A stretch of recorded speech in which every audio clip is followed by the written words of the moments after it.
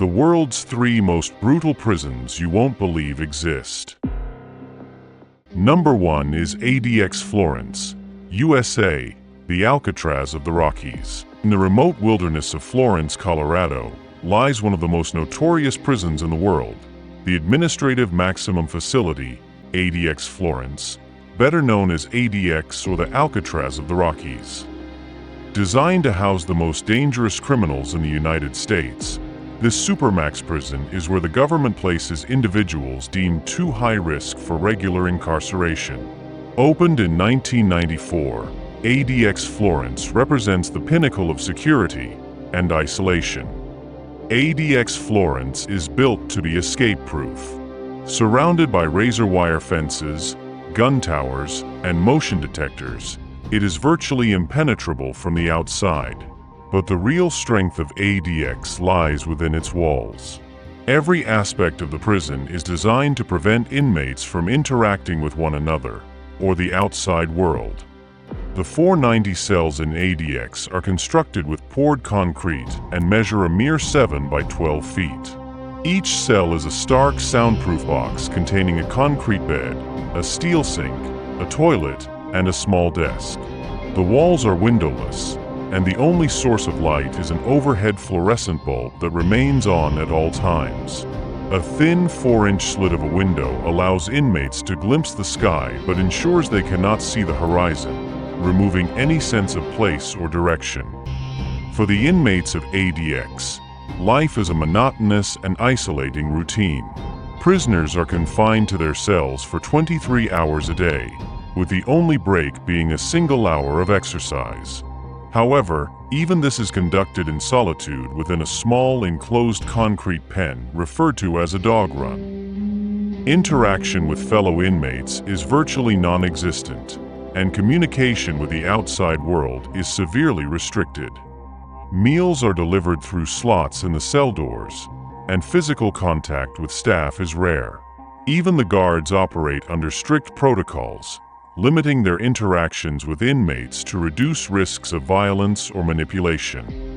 The Deadly Prisoners. ADX Florence is home to some of the most infamous criminals in modern history.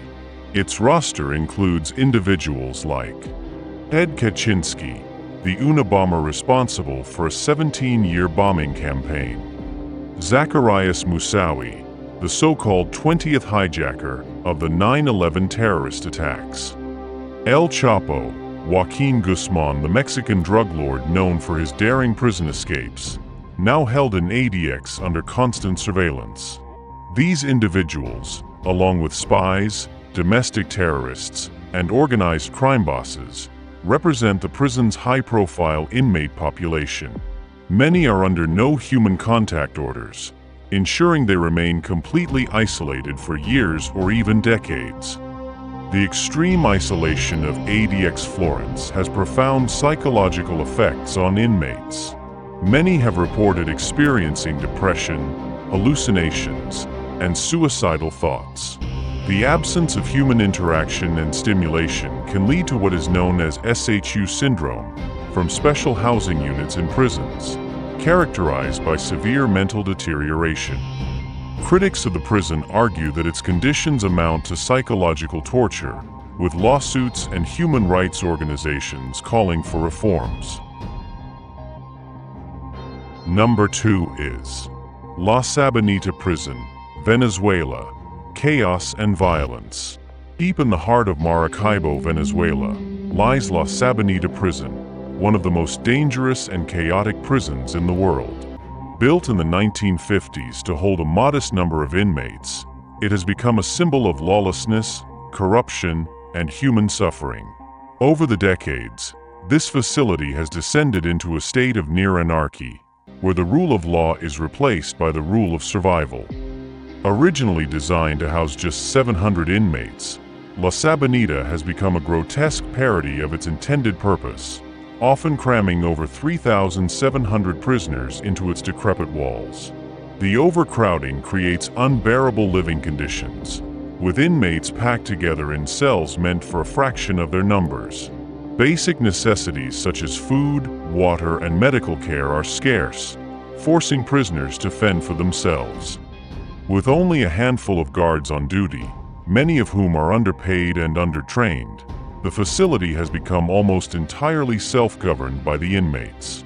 The guards, outnumbered and often complicit, have ceded control to violent gangs that run La Sabanita like a kingdom, dividing it into territories and demanding payment for everything, even a spot to sleep.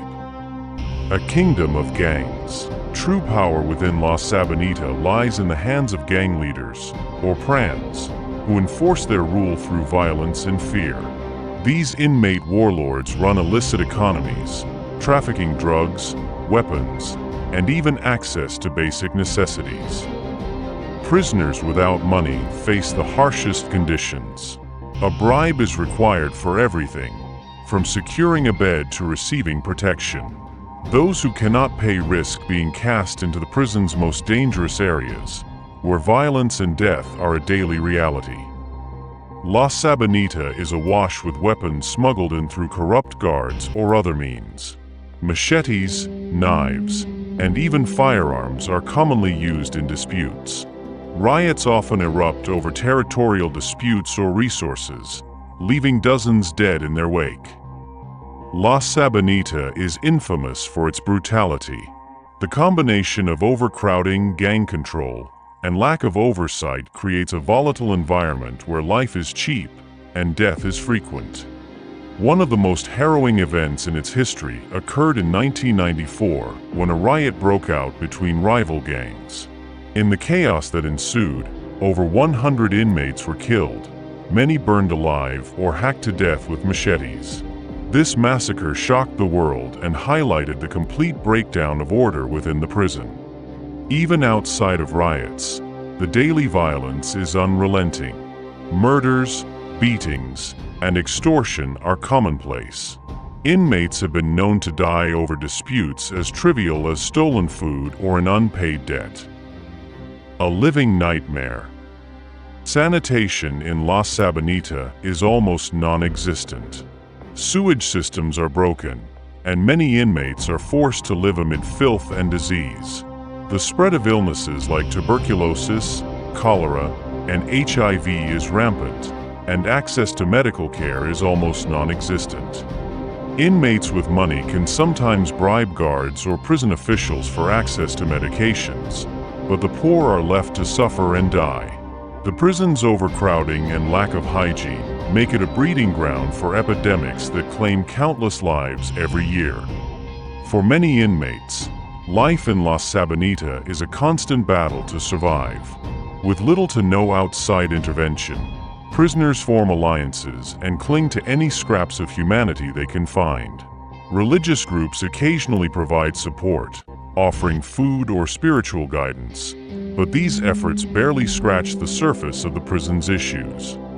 Prisoners who manage to survive long enough to be released often leave La Sabanita broken and traumatized, both physically and mentally. Many return to a life of crime, unable to escape the cycles of violence and poverty that landed them in prison in the first place. La Sabanita prison is more than just a jail. It is a mirror of the systemic issues plaguing Venezuela. Political corruption, economic collapse, and social inequality have created an environment where prisons like La Sabanita become dumping grounds for society's most marginalized individuals. Despite occasional government promises to reform the prison system, little has changed.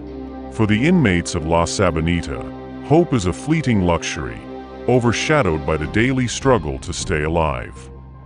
Known as one of the world's most violent prisons, La Sabanita is overcrowded and poorly managed. Guards rarely control the inmates, leaving them to govern themselves. Gangs dominate, and violence is a daily occurrence. Diseases like cholera spread rapidly due to unsanitary conditions. For many prisoners, survival depends on joining a gang or having family members smuggle resources. Number 3 is San Pedro Prison, Bolivia, a city within walls. Unlike most prisons, San Pedro operates like a mini-city. Inmates must pay for their cells, and wealthier prisoners can afford more luxurious accommodations, complete with TVs and private bathrooms. Families live alongside the inmates, and there are markets, restaurants, and even elected prisoner leaders. However, violence and drug trafficking are rampant, making it as dangerous as it is unconventional. La Sabanita prison in Maracaibo, Venezuela, stands as a harrowing symbol of chaos, violence, and neglect. It is one of the most dangerous and overcrowded prisons in the world, where survival often depends on brute strength, alliances, or sheer luck. Originally built to house just 700 inmates, the facility now holds over 3,700, creating an environment of suffocating congestion and desperation. Basic resources like food, water, and medical care are scarce, fostering a survival of the fittest atmosphere where human dignity is frequently discarded. Within the prison's walls, order and authority have all but collapsed. Guards are severely outnumbered, and their influence is largely limited to the outer perimeter. Inside, the inmates run the show. Gangs control every aspect of prison life, from food distribution to sleeping arrangements, and violence is the primary currency of power. Those who fail to align themselves with the dominant factions often become victims of exploitation, abuse, or worse. Living conditions in La Sabanita are nothing short of inhumane. Prisoners are crammed into filthy makeshift cells that are often little more than concrete boxes. The sweltering heat adds another layer of torment, as ventilation is virtually non-existent. Diseases such as tuberculosis and cholera spread unchecked, exacerbated by the lack of clean water and sanitation. Medical assistance, when available, is grossly insufficient for the number of inmates. Malnutrition is rampant, and many prisoners rely on food brought in by family members to survive. The violence in La Sabanita is both shocking and relentless. Clashes between rival gangs frequently erupt, turning into bloody battles that can last for days. One of the deadliest incidents occurred in 1994, when a riot claimed the lives of over 100 inmates, their bodies left in the corridors as a grim reminder of the prison's unchecked brutality. Weapons are smuggled into the facility with alarming ease, ranging from makeshift knives to firearms, making every conflict potentially lethal. Corruption further deepens the prison's dysfunction. Guards and officials often accept bribes, allowing some inmates to smuggle in contraband, secure better living conditions, or even escape. For most, however, the reality of La Sabanita is a constant fight for survival, devoid of justice or hope. The lines between punishment and sheer cruelty blur within its walls. Families of inmates play a crucial role in keeping their loved ones alive. They frequently bring food, water, and supplies, as the prison administration is unable or unwilling to provide these essentials. The sight of family members waiting outside the prison gates, desperate to deliver aid, is a poignant reminder of the broken system that La Sabanita represents. La Sabanita is more than a prison. It is a reflection of Venezuela's broader social and economic crises. Its overcrowded cells and lawless corridors lay bare the consequences of a failing justice system, widespread corruption, and systemic neglect. For those trapped inside, it is not just a place of confinement but a living nightmare, where hope is scarce, and survival is a daily battle against unimaginable odds.